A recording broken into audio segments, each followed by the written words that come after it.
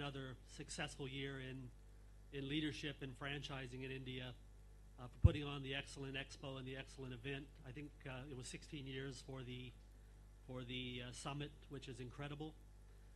And to thank them for having me back in India again this year to support them.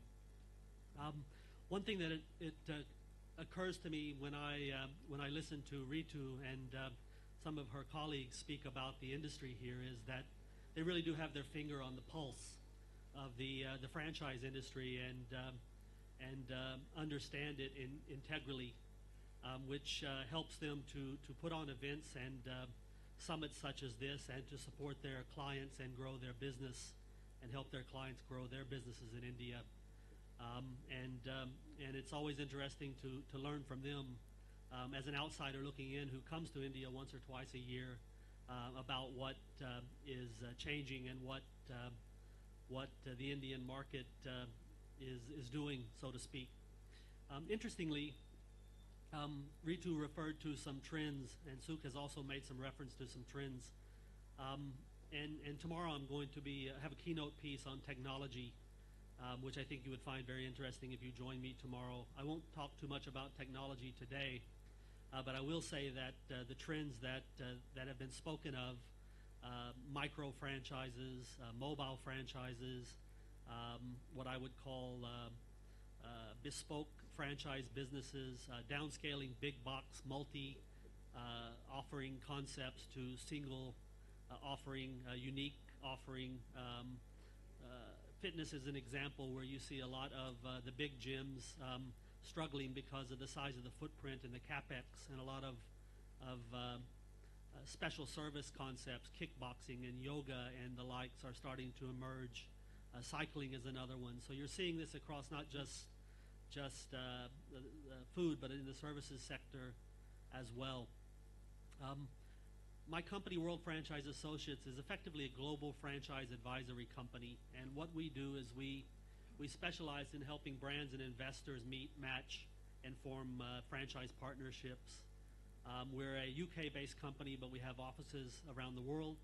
I live in Southeast Asia. I'm an American, but I've been living in the international community in Southeast Asia, Australia, Asia for more than 30 years. I've been coming to India and have known Gaurav and Ritu for probably 15 years, and have been very blessed to have the opportunity to live in multiple countries and to travel and do business in multiple countries, I think 72 countries, which gives me the opportunity to meet some incredible people and experience some incredible cultures. I think the trends in India, there's a lot of commonality with some other countries that I can refer to, countries like Thailand, countries like Indonesia, the Philippines, Vietnam. These are countries which are in the top 20 in global population, and a lot of the trends and the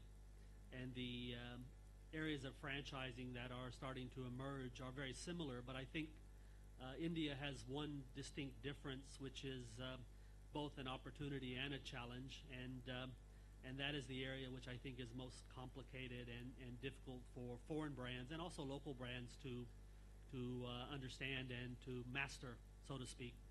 And that is the geography and the size of the country. If you're in Indonesia or Malaysia or, Thailand, these countries have 100 to 200 million people, but they really have one main urban center. And if you master that urban center and plant a flag and scale in that urban center, then you really can create market share and work into a strong position. But India really doesn't have one urban center. You've got the west, the north, obviously NCR, and then the south, southeast. And all of these are really separate individual markets. And so geography is a challenge in India that is difficult to master, I think, for both local and international brands, and then effectively scaling your business. And how do you scale? Do you cluster in one major urban center, or do you expand equally across multiple urban centers? These are always the challenges that international brands deal with. When we bring a brand to a place like Thailand, we're basically talking about market mapping Bangkok. And the only question is, we're in Bangkok, how fast, what does the model look like, pricing, positioning, who are our consumers? But when we start having a conversation about India with international clients is, do we do it all with one group? Do we break it into parts? Who do we target in each region? So it's really a much different conversation. And frankly, I understand that and see that there are a lot of things happening with logistics and taxation and rules and regulations and government policy that are making India smaller from a logistics standpoint and a scalability standpoint. But just the sheer size of the country and the different cultural diversity across the country, I think you would agree, still make India a very interesting and complex country to understand and succeed in. Religion plays a part, obviously with vegetarians and non-vegetarians. You have one of the world's largest Muslim populations, which most people aren't aware of. So just many, many different things to consider as an international brand, which make India a challenge.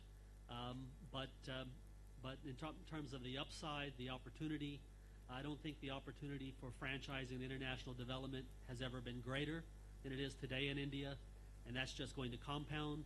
And I don't think the opportunity for Indian brands to expand locally and internationally has ever been greater. Franchising is growing in more countries than ever before.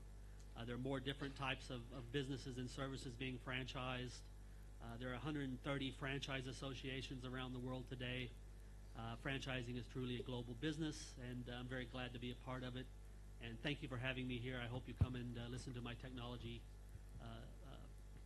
speech tomorrow. Thank you very much. Thank you very much. Ladies and gentlemen, the House